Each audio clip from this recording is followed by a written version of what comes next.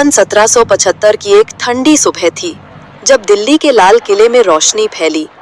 उसी दिन एक राजकुमार का जन्म हुआ जिसका नाम रखा गया अबू जफर सिराजुद्दीन मोहम्मद बहादुर शाह।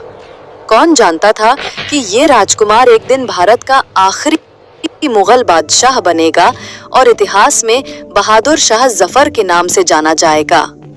जफर बचपन से ही शायरी, संगीत और सूफी विचारधारा में डूबे रहते थे। उन्हें दरबार की राजनीति और साजिशें कभी भाई ही नहीं। वे कवि थे, शायर थे और इंसानियत में यकीन रखते थे।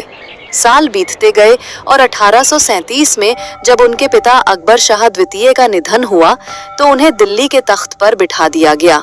मगर उस समय मुगल सल्तनत की हालत बहुत कमजोर हो चुकी थी। साम्राज्य सिर्फ लाल किले और दिल्ली तक सीमित रह गया था। असली ताकत अंग्रेज ईस्ट इंडिया कंपनी के हाथों में थी। जफर के लिए सत्ता का मतलब ताज और हुकूमत नहीं बल्कि अदब और इंसानियत था।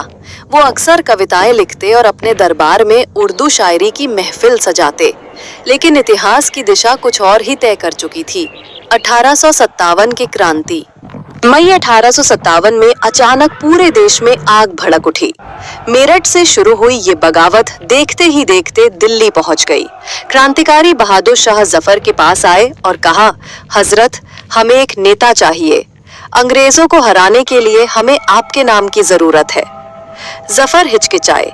वे बूढ़े हो चुके थे, ना उनके पास सेना थी और ना ही हथियार।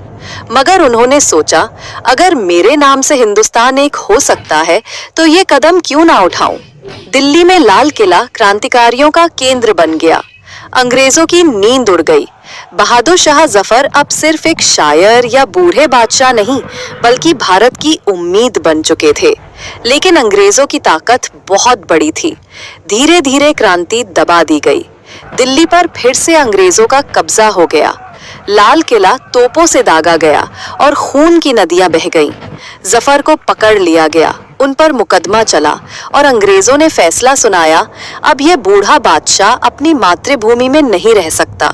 इसे हमेशा हमेशा के लिए देश निकला दिया जाता है। जफर को बर्मा, आज का म्यांमार के रंगून भेज दिया गया। वहां उन्होंने गरीबी और बेबसी में अपने आखिरी दिन बिताए।